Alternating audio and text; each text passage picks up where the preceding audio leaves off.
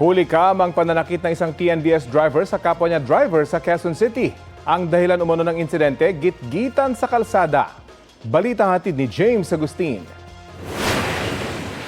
Masdan ng isang SUV sa bahaging ito ng 20th Avenue sa Quezon City bandang alas 11 ng umaga ng Huwebes. Bahagya itong umatras. Sa muling pag-usad huminto ito at bumaba ang driver. Nilapitan ng SUV driver ang kotse at kinumpronta ang driver nito. Sa malapitang video makikita ang SUV driver na hinampas ang salamin ng kotse. Doon na ibinaba ng driver ang salamin ng bintana. Palis na sana ang SUV driver pero muli siyang bumalik at 2 beses sinuntok ang driver ng kotse. Sir, wag kayo manakit!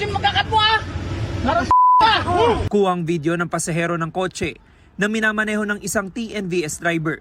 Nahagip ang plate number ng SUV na naging susi para matunton ng driver.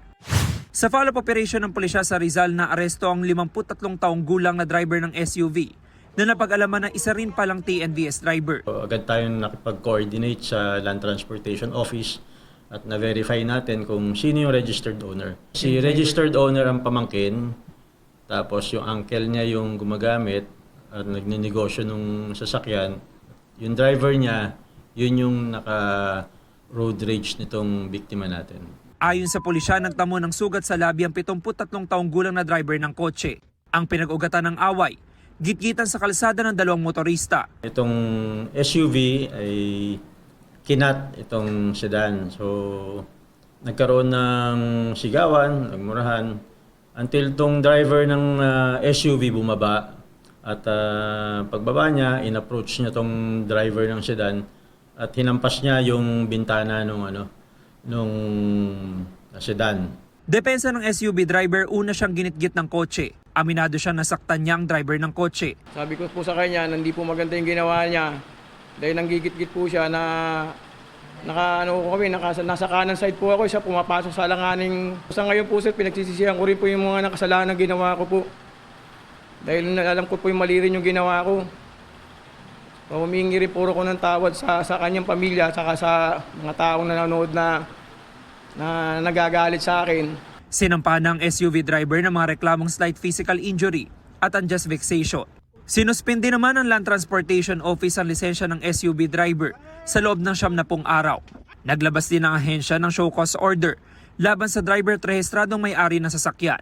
Kailangan nilang humarap sa Intelligence and Investigation Division ng LTO Central Office bukas, alas 3 ng hapon. James Agustin, nagbabalita para sa GMA News.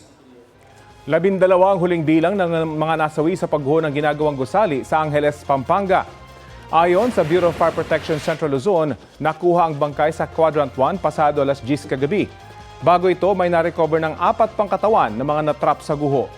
Nagpahirap sa operasyong panakanakang pag-ulan, gayon din ang problema ng masangsang na amoy sa lugar habang tumatagal ang pagkuha sa mga natabunan. Inaalam pa ng Angeles City Health Office ang pagkakakilanlan ng mga biktima. Batay sa datos ng mga otoridad, 8 pa ang nawawala.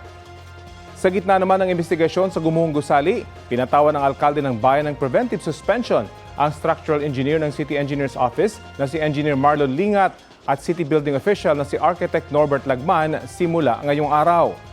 Sinusubukan pa silang makuna ng pahayag. Mga kapuso, anumang oras ay posibleng lumabas na sa Philippine Area of Responsibility ang Bagyong Domeng. Gayunman, sabi ng Pag-asa, naramdaman pa rin ang epekto ng bagyo sa ilang lugar sa Northern Luzon. Sa Baguio City, malakas na ulan ang naranasan kahapon. Kaya inalerto ng mga taga-City Disaster Risk Reduction and Management Office ang mga residente na mag-ingat. Naramdaman din yan sa Dumalneg, Ilocos Norte. Sa bayan naman ng Banggi, halos 30 minuto ang itinagal ng ulan na nakaapekto sa ilang establishmento. Kahit papalayo na ng bansang Bagyong Domeng, palalakasin pa rin ito ang hanging habagat. Base sa datos ng Pag-asa, kumikilos ng pahilaga ang bagyo patungo sa northern boundary ng Philippine Area of Responsibility. Namataan yan 695 kilometers northeast ng Itbayat, Batanes. Taglay nito ang lakas ng hangin na aabot sa 120 kilometers per hour.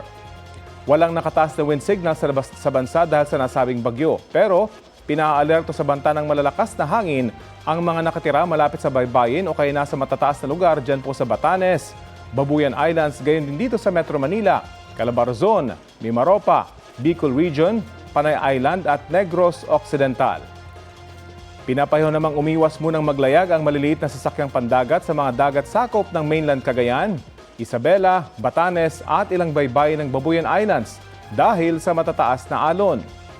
At dahil nagsimula ng panahon ng hanging habagat o southwest monsoon, nahahatak ito ng bagyong Domeng na siyang nagpapaulan sa Metro Manila, Central Luzon, Calabarzon, Bicol Region, Mimaropa at Western Visayas. Nakataas po ngayon ang thunderstorm advisory sa ilang panig ng NCR, Batangas, Zambales, Tarlac, Nueva Ecija, Rizal, Laguna, Bataan, Bulacan, Pampanga, Quezon Province at Cavite. Tatagal ang thunderstorm advisory hanggang 12:29 ngayong tanghali. Binaha ang ilang lugar sa Metro Manila matapos ang malalakas na ulan kaninang madaling araw dulot ng thunderstorm. Balitang hatid ni James Agustin. Bumuhos ang malakas na ulan sa Quezon Avenue, Quezon City pasado alas 2 ng madaling araw. Halos mag-zero visibility. Bumagal ang takbo ng mga sasakyan. Pabugso-bugso rin ang ulan sa EDSA Camuning. Muling bumuhos ang ulan bandang alas 4 ng madaling araw. Ang ilang motorcycle rider sa EDSA Camuning sumilong muna sa ilalim ng MRT station para hindi mabasa. Dahil sa pag-ulan na ipon ng tubig pagbaba ng Quezon Avenue flyover, gutter deep ang baha sa EDSA North Avenue. Iniwasan din ng mga motorista ang baha sa bahaging ito ng EDSA Balintawa. May naitala rin pagbaha sa Araneta Avenue corner G. Rojas Street. Maging sa bahagi ng Maria Clara Street, malapit sa kanto ng Araneta Avenue. Gutter deep din ang baha sa Santo Domingo Avenue, corner Calamba Street. Ganyan din ang sitwasyon sa bahaging ito ng NS Amoranto Senior Street. Sa Maynila, katamtaman hanggang malakas ang buhos ng ulan sa UN Avenue, Taft Avenue at Rojas Boulevard kanina madaling araw. Sa kabila niyan, wala na italang pagbaha sa ilang kalsada, pero kanya-kanyang diskarte ang mga pedestrian at motorista para maiwasang mabasa ng ulan. Ayon sa Pag-asa, thunderstorm ang dahilan ng pag-ulan sa ilang lugar sa Metro Manila kaninang madaling araw. James Agustin, nagbabalita para sa GMA News. May yellow alert pa rin sa power supply ng Visayas ngayong unang araw ng Hunyo. Ayon sa National Grid Corporation of the Philippines, ilalagay sa yellow alert ang Visayas Grid simula mamayang alas 3 ng hapon hanggang alas 9 ng gabi. Itinataas yan kapag manipis ang reserbang kuryente at posibleng kulangin kung magka-emergency. Sabi ng NGCP, 4 na malalaking coal power plant sa Visayas ang hindi available ngayong Lunes, kasabay ng nakikitang mataas na demand. Kumukuha ng panukli ang tinderang yan nang lumapit ang lalaki naka-helmet at nagkasa ng baril sa loob ng isang hardware store sa Barangay Mintal, Davao City. Ayon sa tindera, bumili umano ng electrical tape ang salarin at nagbayad ng 100 piso.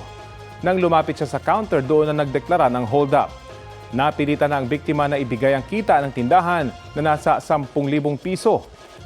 Tinangay rin daw ang mga suot niyang alahas na nagkakahalaga ng 70 hanggang 80,000 pesos.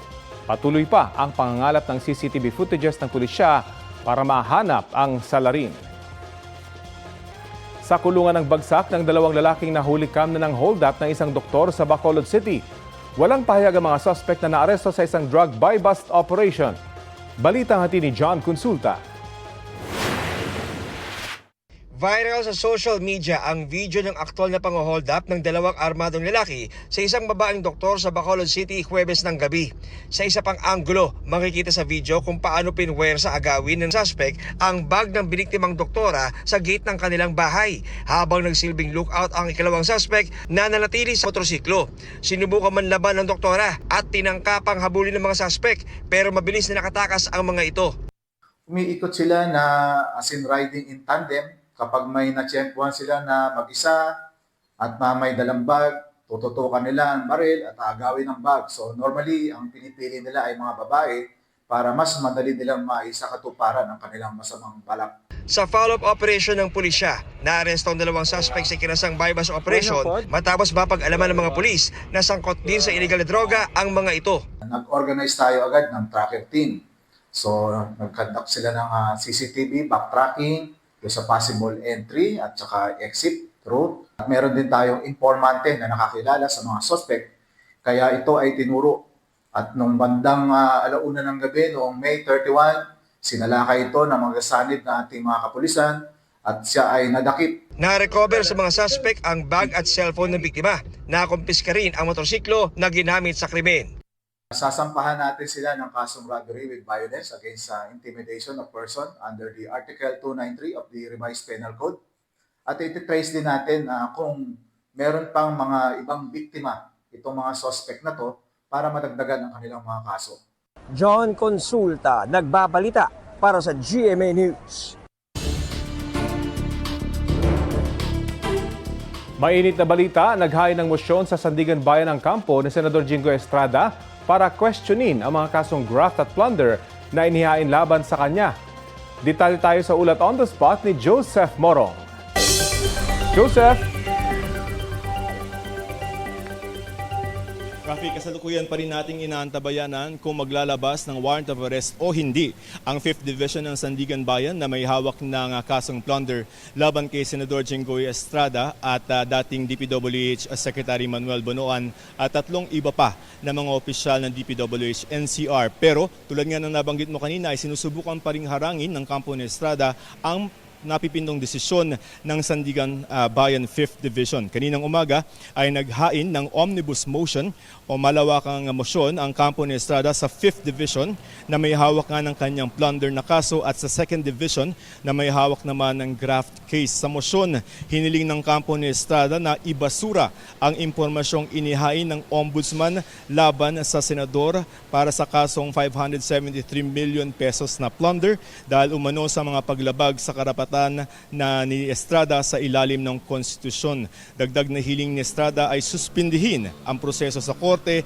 at ibalik sa Department of Justice o Ombudsman ang kaso para sa karagdagang mga preliminary investigation. Rafi, bukod kay Estrada, meron din mga motion na huwag muna na maglabas ng arrest warrant itong dalawa na dating DPWH NCR District Engineer, sila Assistant Engineer Denril Cesar Cortuna at dating DPWH District Engineer Manuel Bulusan. At ang wala lamang na motion para harangin yung arrest warrant ay itong si Bonoan at yung isa pang NCR official ng DPWH. Sa isang pahayag naman, sinabi ni Senador Estrada na handa siyang harapin ang mga kaso pero yung kanyang mga motion na inihain dito sa Sandigan Bayan ay hindi raw pag-iwas sa pananagutan sa batas kundi pagtindig sa kanyang karapatan sa due process at sa pagkakataong maihain at maipaninig ang kanyang panig sa tamang paraan. Buo raw ang kanyang loob na harapin ang kasong ito at patunayan na walang katotohanan ang mga ibinibintang sa kanya, Rafi. Maraming salamat, Joseph Morong.